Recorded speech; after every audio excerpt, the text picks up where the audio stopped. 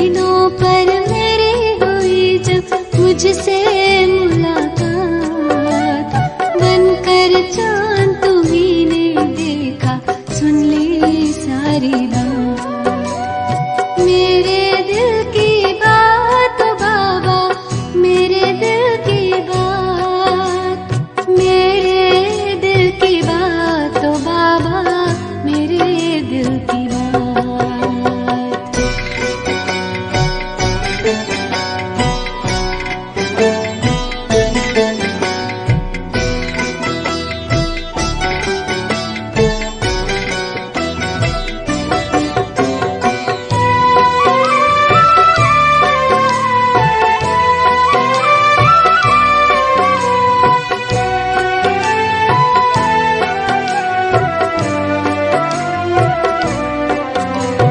सामने मैंने अपने अहम का रखा था दिया जलाकर, सामने मैंने अपने अहम का रखा था दिया जलाकर। फिर क्यों मुझको ख्याल ही आता, देखूं नजर उठाकर, दिया बुझाया होते देखा, दिया बुझाया होते देखा, रोशनी की बरसात, बनकर चांद तुम्हीं ने देखा, सुन ली सारी बात। बड़े दिनों पर मेरी हुई जब मुझसे मुलाकात, बनकर चांद तुम्हीं ने देखा, सुन ली सारी बात।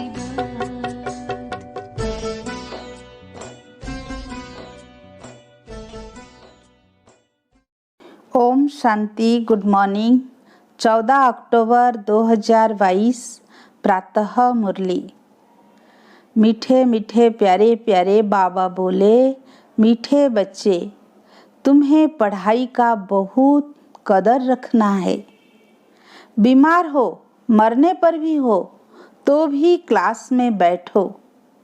कहा जाता ज्ञान अमृत मुख में हो, तब प्राण तन से निकले।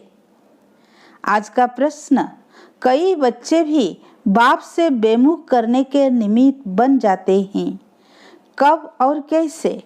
उत्तर, जो आपस में भाई बहनों से रूठकर पढ़ाई छोड़ देते हैं और गुरु के निंदक बन जाते हैं, उन्हें देख अनेक बाप से बेमुख हो जाते। आज अच्छा पढ़ते, कल पढ़ाई छोड़ देते तो दूसरों को कह न सके कि तुम पढ़ो। ऐसे बच्चे ऊंच पद से वंचित हो जाते हैं। आज का गीत महफिल में जल उठी समा परवानों के लिए, प्रीत बनी है दुनिया में मर जाने के लिए। ओम शांति। गीत का अर्थ बच्चों ने समझा। जिन्होंने यह गीत बनाया है वह उनका अर्थ नहीं जानते। देखो कितने वेद शास्त्र उपनिषद बनाए हैं, परंतु एक भी यथार्थ अर्थ को नहीं जानते। यथार्थ अर्थ न जानने के कारण waste of time, waste of money करते हैं। बाप समझाते हैं, तुमने बहुत बहुत मंदिर, वेद, उपनिषद आदि बनाए हैं, यज्ञ जप तप किए हैं, कितना पैसा खर्च किया है। यह बाप किसको समझाते हैं? जो जीते जी मरकर बाप के बनते हैं। तो तुम बाप के बने हो तो गोया जीते जी मरे हुए हो। तो अब बाप के साथ चलने की तैयारी करनी है। यह नहीं कि वहाँ तुम्हारी कोई बर्थडे या वर्षी आदि मनाएंगे। यहाँ गांधी की कितनी धूमधाम से मनाते हैं। ऐसे नहीं कि शिव बाबा ज्ञान देकर चला जाएगा तो फिर तुम सतयुग में उनकी जयंती मनाएंगे। नहीं, आधा कल्प जो भी शरीर छोड़ेंगे तो उनकी वर्षी क्रियाक्रम नहीं करेंगे। गौदान करना, पितरों को खिलाना आदि नहीं होगा। क्योंकि दान किया जाता है कि दूसरे जन्म में मिले। सतयुग में तुम इस समय की प्रारब्ध खाते हो, तो भक्ति की रस्म रिवाज और ज्ञान की रस्म रिवाज में अंतर है। जो भी विशाल बुद्धि वाले हैं वह इन बातों को समझेंगे, और जो कल पहले विशाल बुद्धि बने होंगे वही अब बनेंगे, क्योंकि फिर से वही पाठ बजाना है। गीत सुना, चारों तरफ लगाए फेरे, फिर भी हरदम दूर रहे। बाप कहते हैं तुमने भक्ति मार्ग में कितना माथा मारा है, फिर भी मुझसे मिल न सके, क्योंकि जब मैं आऊं तब तो मुझे मिल सको। मैं आता ही हूँ कल्प कल्प संगमिक पर। लोग कह देते हैं कि परमात्मा युगे युगे आता है, फिर कहते हैं परमात्मा के 24 अवतार हैं। तो यह रंग है ना। मुझे बुलाते हैं कि पतित पावन आओ, आकर पतितों को पावन बनाओ। तो अब तुम्हारी युद्ध है माया रावण से। तुम्हारी कोई स्थूल युद्ध नहीं है। तुम रावण पर जीत पाते हो। उसमें भी मुख्य योद्धा कौन है? काम। तो इस विकार पर जीत पानी है, अर्थात पवित्र बनना है। जब खुद पवित्र बनते हो तो बच्चों को भी पवित्र बनाना पड़े, ताकि वह भी विश्व के मालिक बन जाएं। अगर अभी तुम उन्हों को वर्षा देंगे तो क्या देंगे? ठीकर ठोबर देंगे।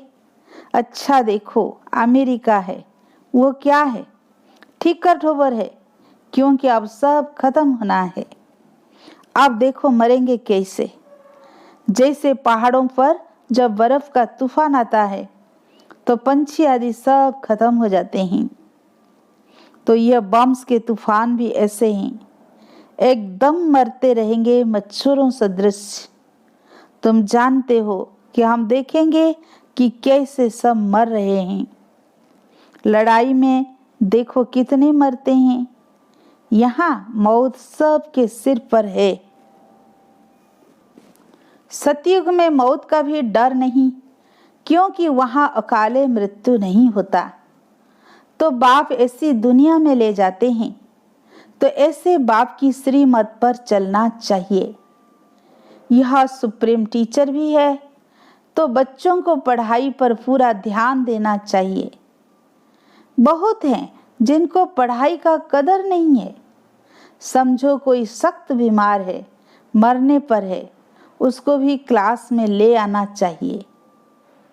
कहते हैं ज्ञान अमृत मुख में हो, गंगा का तट हो, तब प्राण तन से निकले।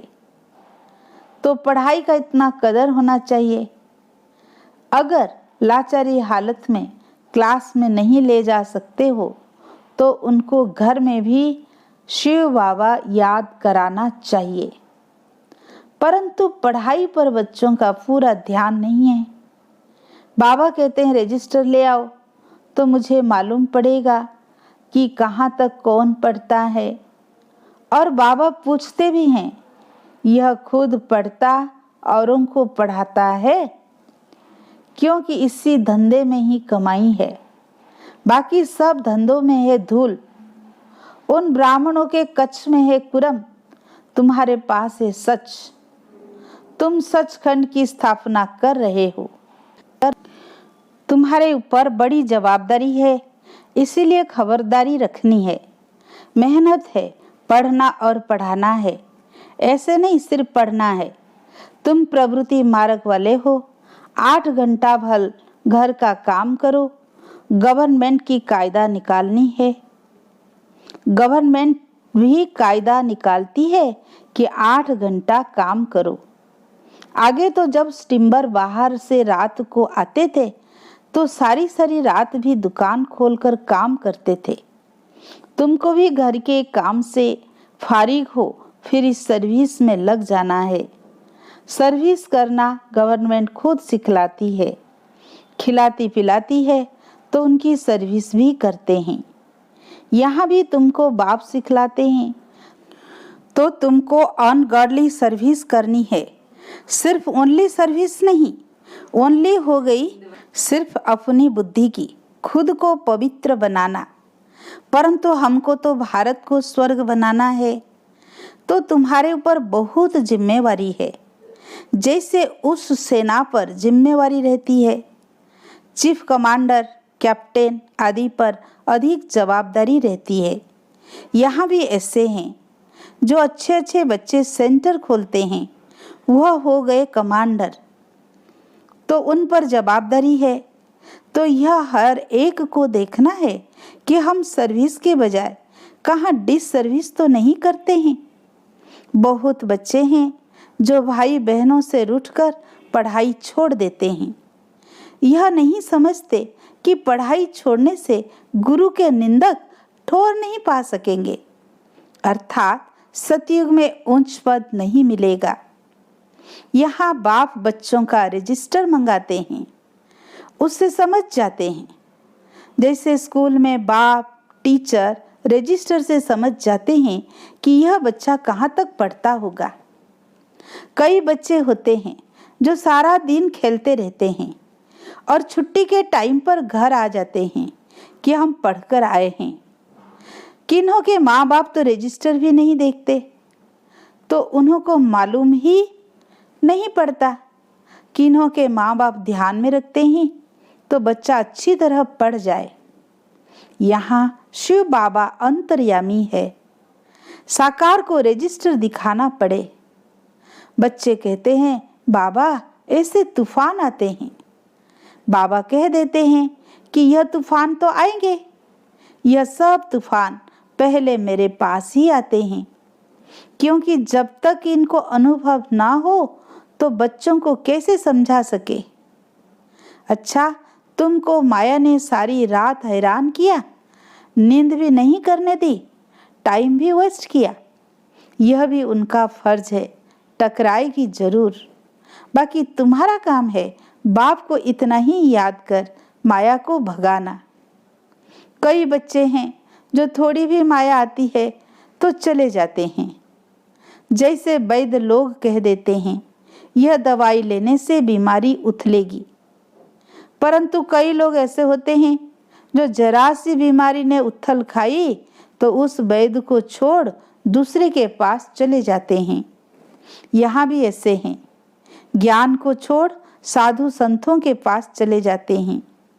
फिर कहते हैं कि सब तो कहते हैं गृहस्थ व्यवहार में रहो, शादी करो, आप कहते हो शादी करके पवित्र रहो, यह फिर कौन सी मुसीबत है? अरे तुम कहते हो हमको गृहस्थ व्यवहार में रह, राजा जनक के माफिक जीवन मुक्ति चाहिए, तो फिर प्रवृत्ति में पवित्र रहना पड़े। कई फिर कह देते बात तो ठीक है, बाकी मंजिल बड़ी ऊंची है, ऐसा कहकर डर जाते हैं। ऊंच तो जाना ही है ना। दिलवाड़ा मंदिर में भी है कि नीचे तपस्या कर रहे हैं, ऊपर में उनकी प्रारब्ध स्वर्ग है, तो ऊंच मंजिल तो है ही। कहते हैं ना कि चढ़े तो चाखे प्रेम रस, यानी बैकुंठ रस, गिरे तो चकनाचूर। इसीलिए बड़ी सावधानी से चलना पड़ता है, डरना नहीं है। कहते हैं यह गीता की अथॉरिटी है। गीताएं तो आजकल बहुत है, टैगोर गीता, गांधी गीता आदि। आजकल तो घर में रुटते वो गीता का अर्थ कर देते और अपना नाम डाल देते हैं। एक गीता में लिखा है कि बैंगन खाने से यह होगा, भिंडी खाने से यह होगा। यह बाबा भी रोज गीता का पाठ करते थे। जहाँ भी जाते थे, राजाओं के पास भी जाते थे, तो गीता का पाठ जरूर करते थे। मनुष्य समझते हैं भगत ठगत नहीं होते, परंतु जितना भगत ठगते हैं उतना कोई नहीं। तो बाबा कहते हैं बच्चे पढ़ाई को नहीं छोड़ना, नहीं तो माया अजगर खा जाएगी, फिर पछताना पड़ेगा। जब धर्मराजपुरी में एक एक जन्म का साक्षात्कार करते सजाएं खाते हैं तो बात मत पूछो। मुक्ति और जीवन मुक्ति को तो कोई मनुष्य जानते ही नहीं, क्योंकि वह समझते हैं कि सुख काग विष्ठा समान है। तो समझते हैं कि स्वर्ग के सुख भी ऐसे होंगे, क्योंकि सुना है कि त्रेता युग में भी सीता चुराई गई, तो वो भी दुख है। अब तुम जानते हो कि स्वर्ग में ऐसी बातें होती नहीं। यह भारत की ही कहानी है। बाकी और धर्म वाले इस ड्रामा के अंदर बाई प्लाट हैं। भारतवासियों के ही 84 जन्म है और धर्म वाले तो 84 जन्म नहीं लेते। कहते आत्मा परमात्मा अलग रहे बहुकाल। अब इस अर्थ को नहीं जानते हैं, गाते भी रहते हैं, जानते तो कुछ भी नहीं। यह ब्रह्मा भी बेगर था ना, इसने भी बहुत गुरु किए हुए थे, परंतु है सब ठगी। तब तो बाप कहते हैं ना, सर्वधर्मानि परित्यज मामेकम शरणम ब्रज। वह इसका अर्थ थोड़े ही जानते हैं। भल गीता पढ़ते हैं, परंतु जैसे जंगली तोते तुम कंठी वाले वन विजय माला में पिरोए जाएंगे। दुनिया वाले इन बातों को जान न सके। उन्हों को अगर तुम लिटरेचर दो तो फेंक देते हैं। वे लोग क्या जाने ज्ञान रत्नों का। तुम बच्चे जो कल्प पहले देवता धर्म के थे, अब वही ब्राह्मण बने हो। जो अब देवता बनेंगे वही कल्प कल्प नंबरवार पुरुषार्थ अनुसार देवता बनेंगे, और तो देवता बन न सके। यह सैपलिंग लग रहा है ना, वह गवर्नमेंट तो कांटों का सैपलिंग लगाती है। यहाँ पांडव गवर्नमेंट देवता धर्म की सैपलिंग लगाते हैं। कितना फर्क है। जब देवता धर्म का सैपलिंग पूरा होगा तभी इस पुरानी दुनिया का विनाश होगा। तो विनाश के आसार तुम देख ही रहे हो कि कैसे यवन और कौरवों की लड़ाई लगनी है। ड्रामा अनुसार नथिंग न्यू, कोई नई बात नहीं। नहीं तो क्यों कहा कि रक्त की नदियां बहेगी। कोई हिंदू थोड़े आपस में लड़ेंगे। यह वार ही है यवन और कौरवों की, और हम भी इस युद्ध पर हैं। We are at war. जैसे वहाँ की कमांडर देखते रहते हैं ना कि लड़ाई ठीक तरह चल रही है व नहीं, कोई ट्रेटर तो नहीं है। ट्रेटर के लिए बड़ी भारी सजा होती है। तो यहाँ भी ऐसे हैं।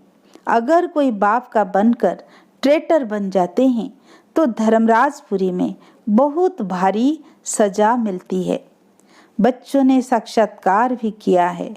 जब काशी कलवट खाते हैं, बलि चढ़ते हैं, तो उस समय अनेक जन्मों के पापों की सजा भोगते हैं। फिर दूसरे जन्म में नए सिर से कर्म शुरू करते हैं।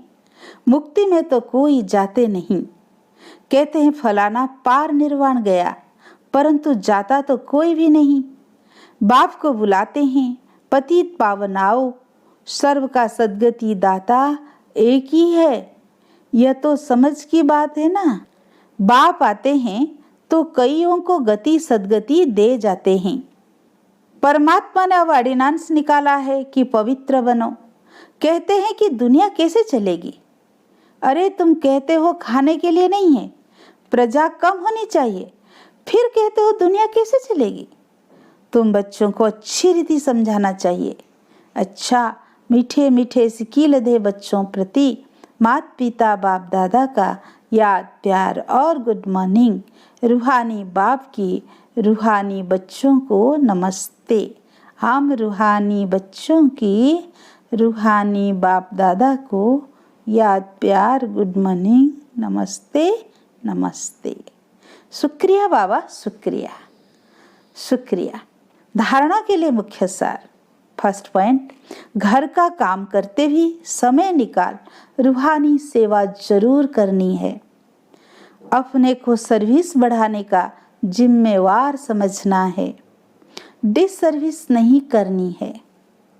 सेकंड पॉइंट, पढ़ाने वाला स्वयं सुप्रीम टीचर है, इसलिए पढ़ाई का बहुत बहुत कदर रखना है। किसी भी हालत में पढ़ाई मिस नहीं करनी है। आज का वरदान, एकाग्रता के अभ्यास द्वारा मन बुद्धि को अनुभवों की सीट पर सेट करने वाले निर्विघ्न भव। एकाग्रता की शक्ति सहज ही निर्विघ्न बना देती है। इसके लिए मन और बुद्धि को किसी भी अनुभव की सीट पर सेट कर दो। एकाग्रता की शक्ति स्वतः ही एक बाप दूसरा न कोई यह अनुभूति कराती है। इससे सहज ही एक रस स्थिति बन जाती है। सर्व के प्रति कल्याण की वृत्ति रहती है। एकाग्रता के अभ्यास से भाई भाई की दृष्टि रहती है। उससे कभी भी कोई कमजोर संस्कार, कोई आत्मा व प्रकृति किसी भी प्रकार की रॉयल माया अपसेट नहीं कर सकती। आज का स्लोगन, सेकंड में विस्तार को सार में समाने का अभ्यास ही अंतिम सर्टिफिकेट दिलाएगा। सेकंड में विस्तार को सार में समाने का अभ्यास ही अंतिम सर्टिफिकेट दिलाएगा। अच्छा, ओम शांति।